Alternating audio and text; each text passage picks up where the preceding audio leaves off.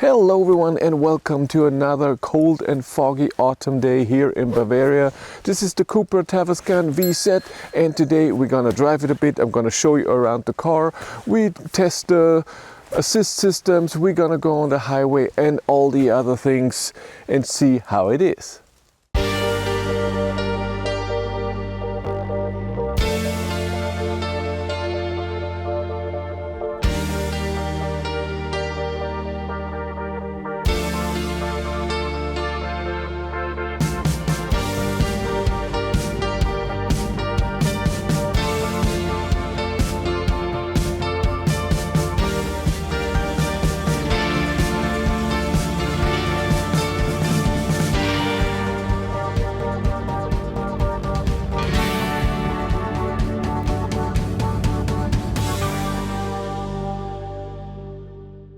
If you need an overview for the monthly cost of your EV, if you want to know all of your trips, how far did you go, what was your average consumption, all of your charging sessions, how many kilowatt hours did you charge, what is your ratio between AC and DC charging, and you don't want to write all of this down yourself, then Tronity is exactly what you need. Tronity connects to your car, a lot of brands are supported, and it records all of this data in the background, and in the app or in a browser you can see all of this data. There's also a 100% tax-compliant driver's logbook.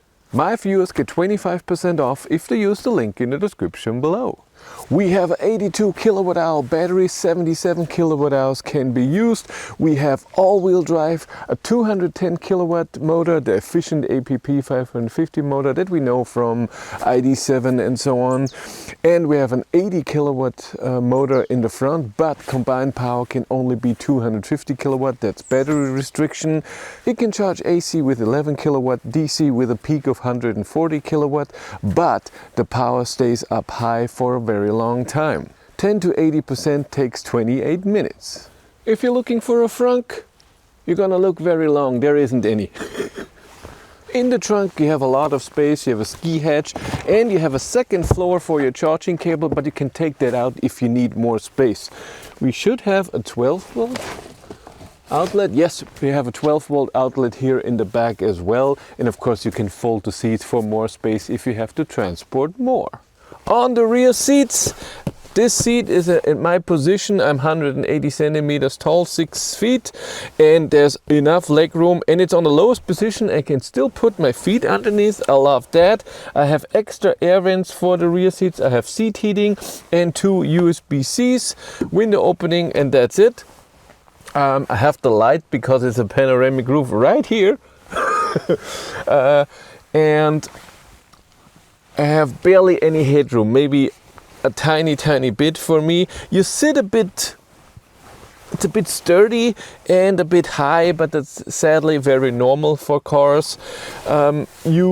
Since the seats are one little thing, you cannot see this much to the front. If you want to look, you have to bend.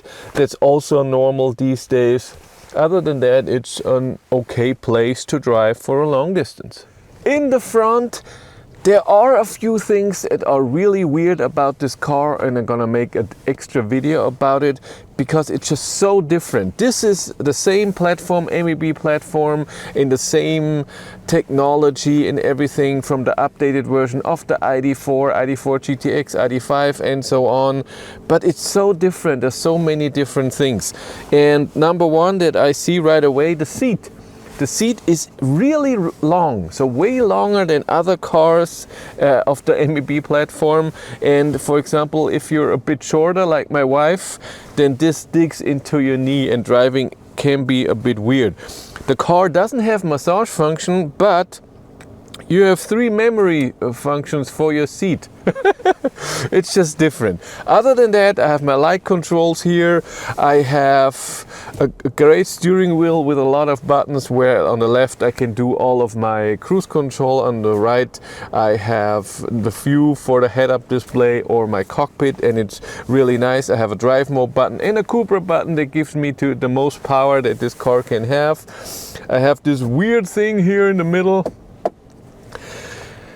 Yeah, it also in the extra video, tiny little cup holders, but other than that I have a bit of space to put stuff.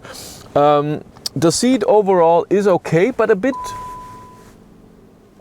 Yeah, I got out of the seat, that's why.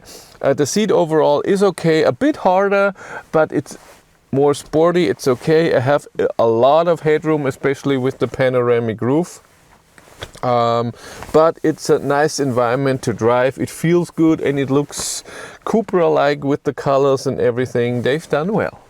To turn on the ignition, you just press the brake, ignition, and the car is on.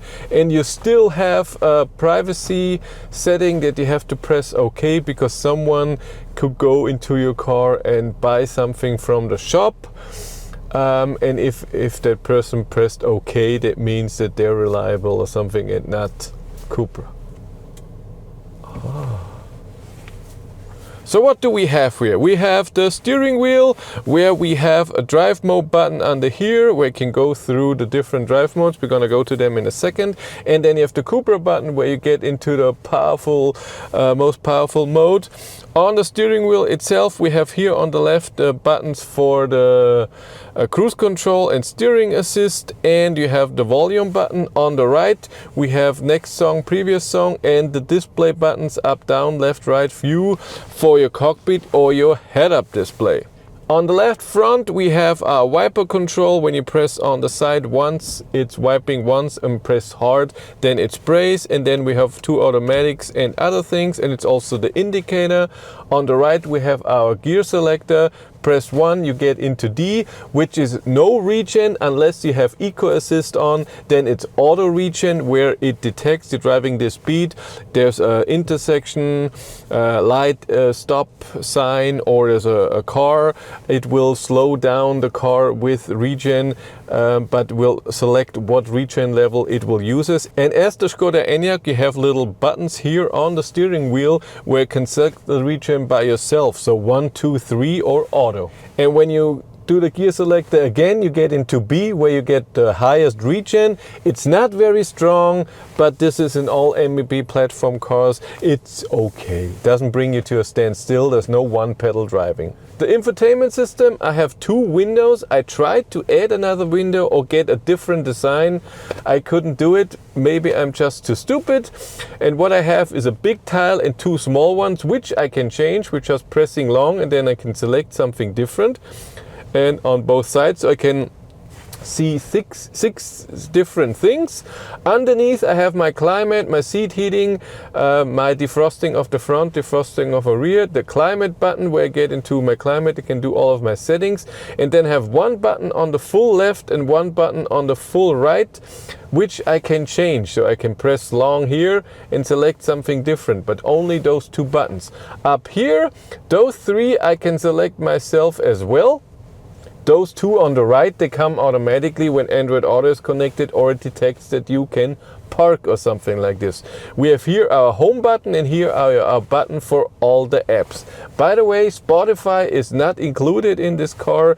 I can also not get it from the shop. I looked. Spotify, as in the Enyaq Skoda, is not available, only in Volkswagen ID cars. What we have though that only Volkswagen so far had is the ID light. They call it Smart Light in here. So this is when you're navigating, when you're charging, you get animation, or when there's a warning, that's all lighting up in different colors. There's a favorite menu, just scroll down, and there is, as a shortcut, your lane assist that you can turn off, and also your speed limit warning, which I have seen before, but it removed it. There it is. It removed it. It was there before. And you can also see all of your assist systems that you can turn off, which is awesome. Drive modes. Go in here and you have range, which is like eco, not the power is restricted, how much you can use. Also, it's restricted to 130 kilometers an hour, and your heat is also being restricted. Comfort is just everything. Traction is four-wheel drive, that you have a lot of traction. Performance is like sport, and Cupra is mega sport. And then individual, here you can select different things. Your DCC can be from comfort to Cupra.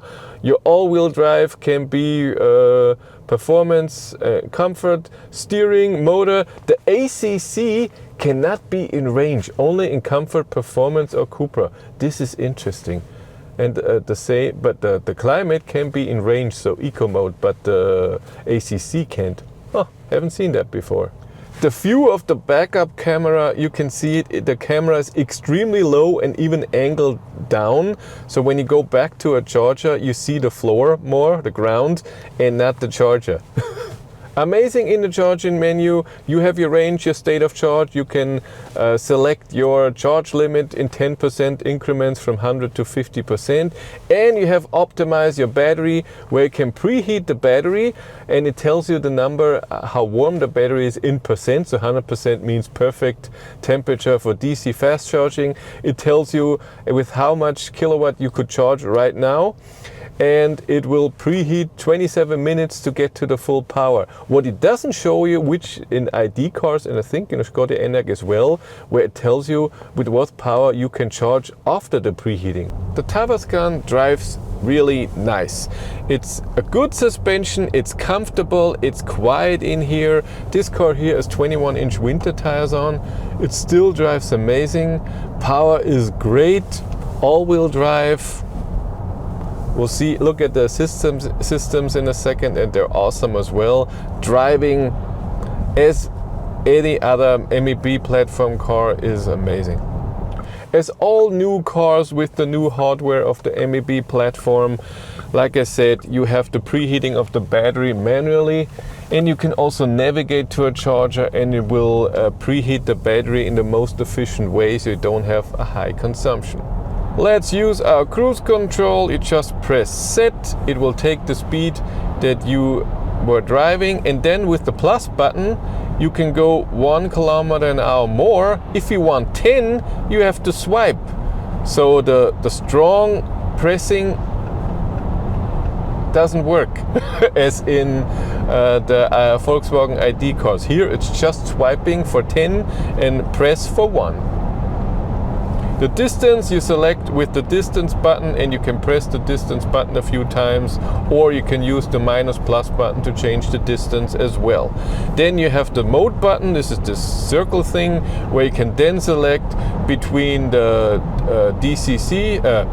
between the ACC, adaptive cruise control, travel assist, where you have self-steering as well, and the speed limiter.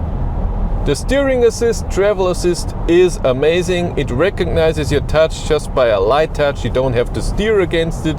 You can change the position of the road. If for a few minutes you steer a bit against it, more to the right, after a few minutes it will remember that and know, you're one that wants to drive a bit more to the right. It's awesome. It works great even on the country road. The distance is held very nicely. It slows you down very nicely. It's not abrupt. It's not a lot of power when it accelerates back again.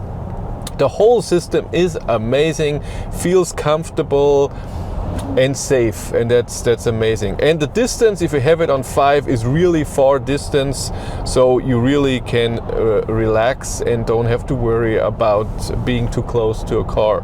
On the highway you then also have the assistant lane change that you can use, so that you can pass a car. It does the whole lane change for you. Now it's time to accelerate the Tavascan, reset a bit. I'm gonna go in Cupra mode, go on the straight, and we're gonna accelerate and measure it with Draggy and see what the time is. We're gonna do it in both ways, because usually it's better in one way and the other one is a bit downhill, where it tells me it's not verified.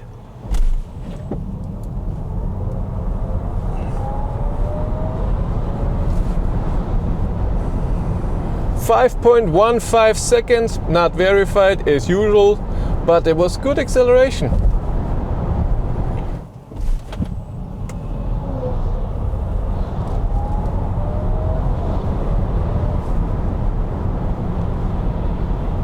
.33 seconds, that is awesome, and it's verified, so wow, good acceleration.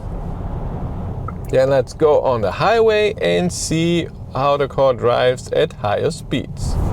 130 on the highway. I have everything on, steering assist, cruise control, nice and comfortable, quiet. Even though it has the 21-inch winter tires on, great. 150, it's still okay and extremely stable. Awesome, it's nice to drive. Then let's try and drive the top speed of 180 kilometers an hour.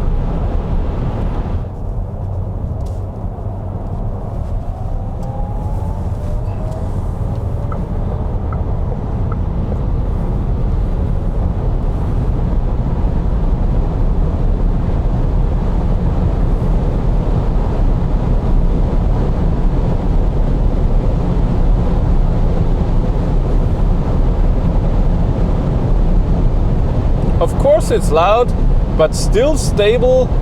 It's not moving around. Steering feels good, even in the corner. I can drive 184 here in the corner without any problem.